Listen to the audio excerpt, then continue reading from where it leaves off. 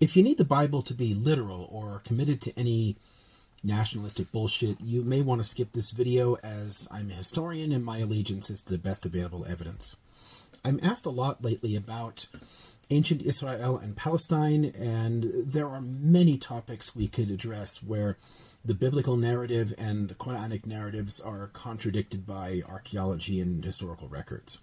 My view is it's possible to hold any faith sincerely without taking each line of scripture literally. Holy texts are filled with meaning, and if you're attracted to one, great, I'm super happy for you, but no holy texts are free of factual errors, scientific or historical. Now, on the question of who was there first, vis-a-vis Palestine and Israel, the answer is both and neither, because it's pretty complicated. First of all, Homo sapiens have been there for 50,000 years, as it was a major migration route out of Africa for our ancestors, just as it was for earlier hominids like Homo neanderthalensis and Homo erectus.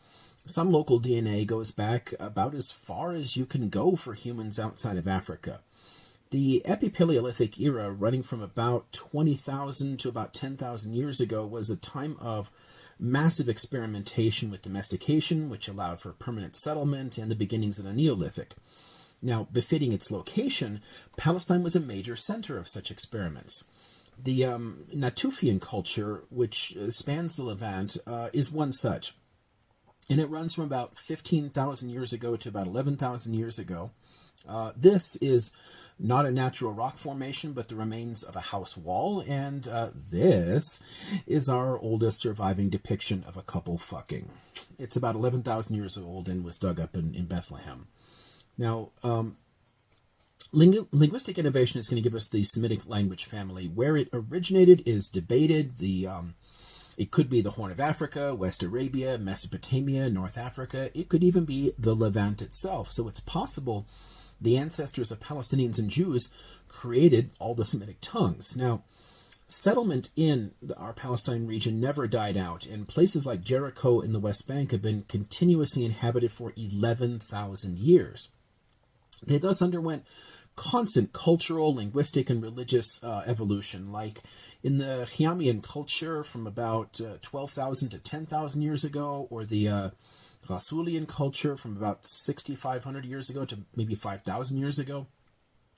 But across the late Bronze Age, the interaction with major civilizations like that in Mesopotamia and Egypt and Anatolia helped to create a distinct Canaanite culture. The Canaanites dominated the area from about 4,000 years ago. Now, we know them also as the Phoenicians, and they have two names because one comes to us from Greek and one comes to us from Hebrew. We tend to use the Phoenician for the north and Canaanite for the south, but this is an artificial distinction because the cultures and languages are the same. Now, this is a good moment to mention biology. We've extracted DNA from hundreds of bodies from the Canaanite period and before, and what we find is that modern Lebanese, Palestinian, and Jewish populations are ultimately the same people with the same core genetic markers. Individuals have other hereditary contributions since Jews scattered around the world and waves of migrants passed through the Levant, but all three of these, as well as that in Western Jordan and parts of Syria, share the same ancestors going back to the Stone Age Levant.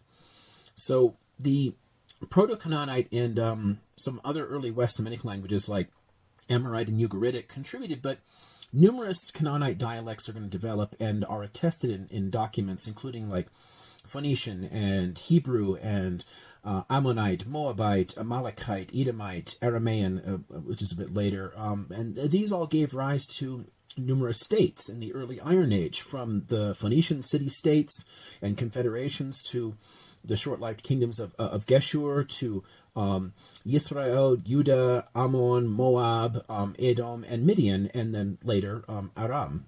In addition, a group of migrants are going to come to the southern coast during the Bronze Age collapse, and we call them Philistines, which is from the Greek Philistia, and they spoke a language from the Aegean. They later contributed their name to the region, first through Herodotus, who noted Philistia, and later the Romans, who replaced the name of Judah, used since the Persian times for that whole area with a Latin translation, Palestina.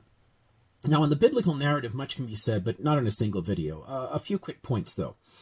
First, the Exodus narrative is not literal, and at best a very small portion of migrants came from Egypt and blended with the existing population. We know that Israelites were already present before that, but through Egyptian records, like under Meneptah about 3,400 years ago, Akhenaten about 3,500 years ago, Thutmose III about 3,600 years ago. And for reference, the Exodus is set about 3,300 years ago, when Palestine was literally part of Egypt's empire. So the conquest of Canaan under Joshua is a myth, as is the united monarchy of Saul, David, and Solomon. David and Solomon are either composite creations or fragmentary memories of earlier tribal leaders. But no powerful Israelite state is found in any of the archaeological evidence, and is almost certainly political propaganda to justify the later conquest of the north after the Assyrian period by the Judahite king Josiah. Well, so instead, the archaeology and close analysis of the biblical text evolution will suggest that the Canaanite states, Geshur, which is later absorbed into Aram, and then Ammon and Yisrael and Moab and Judah and Edom and Midian, they're instead competing states speaking closely related languages. The language is written in what's variously called the Phoenician or Paleo-Hebrew scripts, which is not the same as the modern Hebrew script. Paleo-Hebrew evolved out of the Sinaitic script, which was itself a radical simplification of Egyptian writing, which was developed by the Hyksos during their short-lived rule in Lower Egypt. The religion at this stage was, of course, polytheistic, and we have documents going back to the Ugaritic period with Canaanite myth, and then scattered archaeological sources and figures and stuff, and evidence in the Bible itself.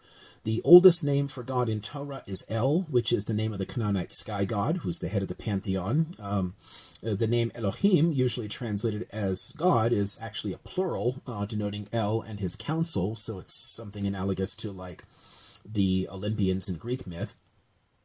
El at this stage had a wife, Asherah, and numerous children, including Baal. The Exodus story offers a narrative explanation for the introduction of Yahweh and the argument that he and El are the same. The word Yahweh is usually translated as Lord in English, and both names are used interchangeably at many points in Torah, denoting periods of redaction and editing of earlier texts and myths. Yahweh perhaps it originates in Midian, and the Moses story has him marrying the daughter of a Midianite priest of Yahweh. Now, Moses, or Moshe in Hebrew, may himself be Egyptian, and his name, along with that of Aaron, or Aharon, may come from the Egyptian language ultimately.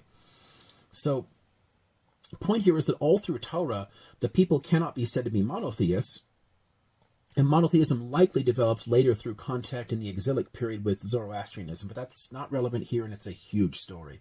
The reason I bring up religion at all is to say that the argument that the Jews were there first is doubly false, since archaeological and genetic evidence tells us that the peoples are the same, and since Judaism as a religion did not exist at the time of the early biblical texts. The peoples were still polytheists, trending toward henotheism. Stories of mass migrations into Palestine likewise are either false or massively exaggerated, depending on the one you mean. The Palestinians are literally descendants of ancient Hebrews, i.e. of Jews, Samaritans, and earlier peoples going all the way back to Neolithic times. Though Palestinians and Jews have undergone transformations in culture, religion, and language, they're siblings with the same parents. If y'all want videos where I talk about these later changes or the empires and peoples affecting the story, like Egyptians, Assyrians, Chaldeans, Persians, Greeks, Romans, Arabs, let me know. Ditto the religious transformations. But my purpose here was just to say that we can't point to ancient history to make claims for Israel and Palestine because it's impossible to separate them. They are ultimately of the same stock and are both original inhabitants of the land. Whew, man, that was hard to say in less than 10 minutes. All right, peace out.